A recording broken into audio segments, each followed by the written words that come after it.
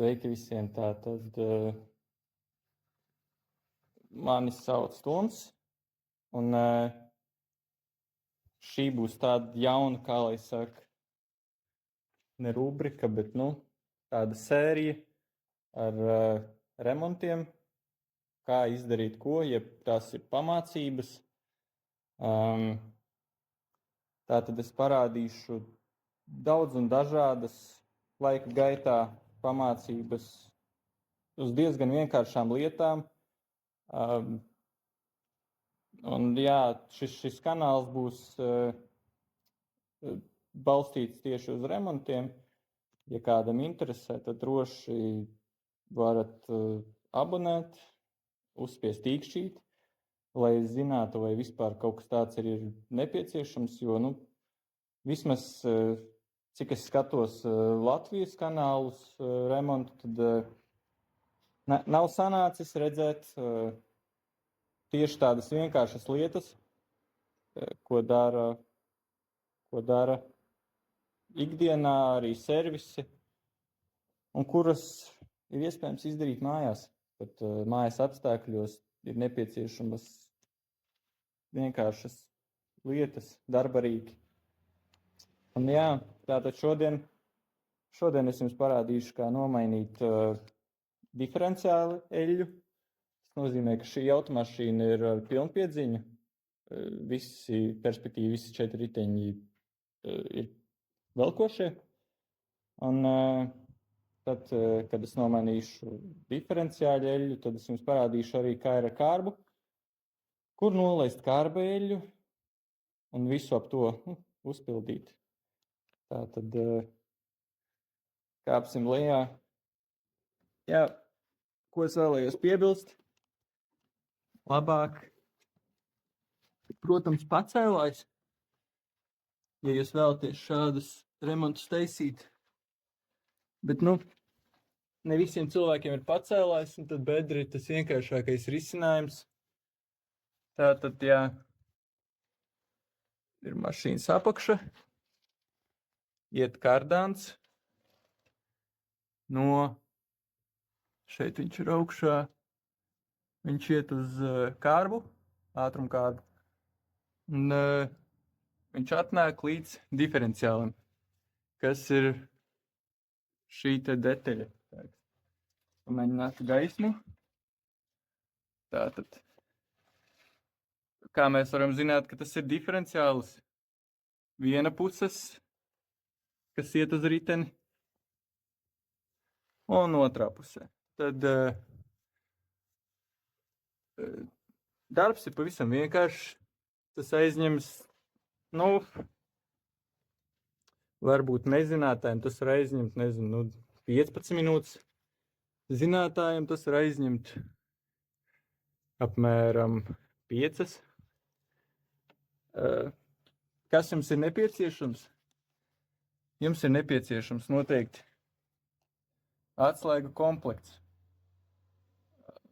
Tātad mūciņu atslēgu komplekts, parastu atslēgu. Šis ir tāds viens no pilnīgākajiem, bet var arī nopirkt kaut kādus lētākus variantus. Tad jums ieteiktu drāšu birsti. Parasta drāšu birsti, ko var nopirkt jebkurā depiņā. Tālāk, tā noteikti ir eļļa. Tātad manā gadījumā šī ir K2 firmas, bet tas īsti nemaina to faktu, kam viņa tiek izmantota. Galvenais, lai viņa ir, visticamākais viņa būs universāli visiem 75 vai 90, jo tā ir tāda pret nodilumiem visizturīgākā un arī temperatūras ziņā vislabākā. GL5 lejā. Tas ir marķējums, kurš ir vislabākais. Tad jums vajadzēs piltuvi, kaut kādu trauku, kur noliet veco eļļu, un manā gadījumā ir šprice. Šprice, ar ko sūknēt, nevis sūknēt, bet piepildīt šķidrumu, kurš tiks noliets pēc tam. Jā. Tad jā, labi, tad mēs sāksim. Tātad, kā jau jūs redzat, es mazliet pasteidzos. Bišķiņ bija ķibeles ar aparatūru, jeb telefonu. Ko es izdarīju? Atskruvēju nevis apakšējo, bet vispirms augšējo skrūvi. Kāpēc es darīju vispirms augšējo skrūvi? Tādēļ, ka var sanākt dažreiz tā, kad jūs nevarat atskrūvēt augšējo skrūvi, bet jūs atskrūvējat apakšējo vispirms. Jūs notecinat eļļu, viss ir skaisti. Un jūs atceraties, paga, man taču ir jāpiepilda, man ir jāatskrūvē augšējs, bet jūs nevarat atskrūvēt augšējo. Un tad šīs problēmas sākas. Jūs nevarat uzpildīt caur apakšējo, un jūs nevarat atskrūvēt augšējo. Līdz ar to jūs vairāk nevarat arī braukt ar mašīnu. Tāpēc vispirms atskrūvējam augšējo korķi uzgriezni, lai būtu pārliecināti par to, ka mēs varēsim pēc tam uzpildīt. Tad es atskrūvēju apakšējo pēc augšējā atskrūvēšanas. Viņš ir atskrūvēts tikai, jā. Tad es atskrūvēju apakšējo, es izlēju eļļu. Parasti tur būs kāds apmēram litrs. Bet, protams, paskatieties internetā. Parasti Googlē pat iemetot var atrast informāciju, cik daudz eļļas varētu būt apmēram jūsu diferenciālī. Un tad attiecīgi atrodat trauku, piltuvi, ieliekat piltuvi traukā, noliet eļļu. Tik vienkārši. Tad jūs pieskrūvējat atpakaļ apakšējo caurumu, ne caurumu, bet uzgriezni. Un, jā, tad jūs atskrūvējat augšējo, bet jums jābūt jau pievilktam apakšējam uzgrieznim.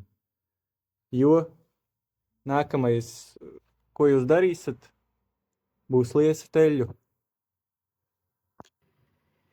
Tālāk es jums mēģināšu kaut kur nolikt telefonu un parādīt, kā šis process notiek. Tak, stāvi. Tātad, ko mēs darām? Mēs paņemam šprici. Nezinu, vai var redzēt. Tad mēs paņemam eļļu. Un ko mēs darām? Mēs iesūcam špricē eļļu.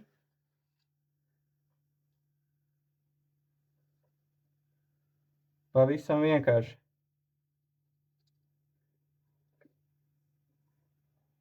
Manuprāt, ar šprici ir visvienkāršākais, jo vienkārši tik maz vietas, kad tur piltuvi nevarētu iebāzt. Tad mēs bāžam iekšā atverē šo te caurulīti un spiežam iekšā eļļu. Un mēs darām to tik reizes un ar tik daudz šķidrumu, kamēr eļļa sāk tecēt pa augšu. Tas arī īsumā ir tas, ko es gribēju pateikt. Tālāk mēs aiztaisam cietkorķi, un šis darbs arī ir paveikts. Nekā sarežģīta, varbūt ir vajadzīga specifiska, ja jūs gribat tur specifisku kaut kādu tur četrkantai, nevis tā kā es, tad jūs varat ņemt kaut ko specifisku, bet, man strādā parastā pirkšķatslēga. Viņa, pilda savu funkciju un, jā, noderīga ir arī trubiņa, protams, jo, jārēķinās ar to, kad jūs šo eļļu mainīsiet katrus, es nezinu, cik bija īsti intervals, 100 000. Jūs mainīsiet katrus 100 000, līdz ar to jūs ar to mašīnu brauksat pa vasaru, pa ziemu, pa sāļiem. Tur būs rūsa, un tur viss būs slikti. Tāpēc arī ir drāšu birste. Un tad, jā. Tātad, kā jūs redzat, viss jau ir sapildīts, saskrūvēts. Noslokam mitrās vietas, kur eļļa ir iztecējusi. Un esam pārliecinājušies, ka visu esam pievilkuši. Velkam tik daudz, noteikti tur ir savi ņūtonmetri, bet es parasti velku tā ar pleciņu. Tas ir, velkat tā, lai ir ar spēku, bet nepārcenšaties, jo, tomēr var arī kaut ko salauzt, un nevienam tas nav vajadzīgs. Tāpēc, ja jūs neesat pārliecināti, tad varbūt labāk šo darbu neveikt pašiem, bet ja jūs vēlaties izmēģināt ko jaunu, un ja jūs to darat pirmo reizi, tad, uzmanīgi. Tālāk es jums parādīšu to pašu ar ātrumkārbas eļļu. Protams, viņu nemainīšu, jo man jau nācās mainīt pusasī blīvslēgu, kas iet šeit. Tātad gan diferenciālim, gan kārbai iet abās pusēs blīvslēgi. Un tie mēdz sulot, un tad nonāk uz izpūtēja un ļoti smako salonā. Tāpēc, jā. Tad šeit ir kārba, atkal pusasis. Un šeit ir tas korķis. Te viņš izskatās jau labi apžļammāts, jo tā īstenībā bija. Tā, kad tev nav atslēgas, tad daudz ko vari sabeigt. Un, jā, sākumā neizdevās. Protams, skrūve arī. Korķis nenāca viegli vaļā ar trubiņu. Bet, dabūja vaļā. Tur bija manā gadījumā T70 laikam torks. Bet, tur var būt dažādi. Tur var būt ne tikai torks, bet parasta skrūve vai kaut kas, ir gadījies redzēt visādi. Tā tad es atkal esmu augšā. Es jums parādīju tikko, kā noliet eļļu kārbā. Es atstāju apakšā prožektoru. Varbūt tas mums traucēs. Tas mums noteikti traucēs. Bet, ja jūs nolaižat eļļu, jums nav jāuztraucas, kad ir kāds vēl korķis, ka jūs nevarēsiet uzpildīt. Jo uzpildīšana ir parasti no augšpuses, un tur ir vienkārši tāpat kā motoreļļai. Jums ir eļļas mērāmais kociņš. Tad jums ir arī lejā. Šajā gadījumā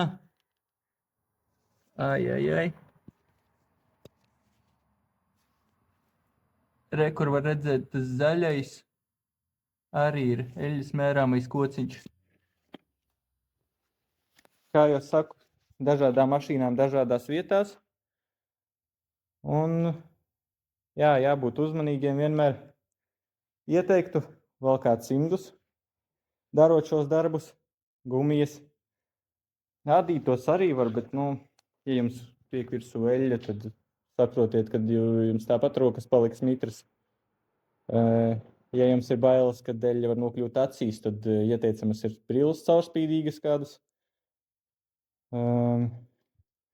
Tā, ja jums ir kādi jautājumi, droši vaicājiet.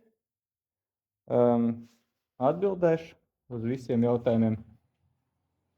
Nezinu, vai es minēju, bet šī automašīna ir Subaru Impreza, 2008. gada hatchbacks, 2.0 benzīns. Bet, visiem Subaru plus mīnus šī sistēma ir vienāda. Ja jums interesē tieši Subaru, tālāk jau nākamais solis būs. Tātad pat nevar redzēt no šejienes, kur tie korķi ir, tāpēc vajag vai pacēlāju vai bedri.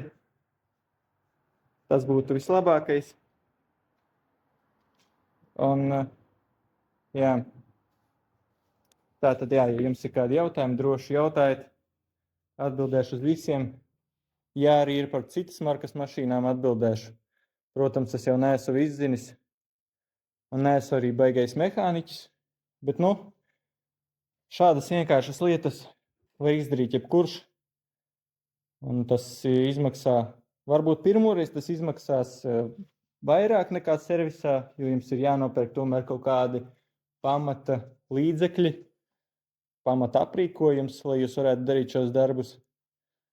Bet, nu, ilgtermiņā, ja jūs nodarbosieties, ja jūs vēlaties turpināt darīt šādus darbus, tad eļļas nomaiņas ne tikai kārbā, bet arī dzinējam būs ļoti vienkāršas un jums atmaksāsies. Tā kā tā. Un līdz ar to es saku jums ar tā, un tad līdz nākamajai reizei.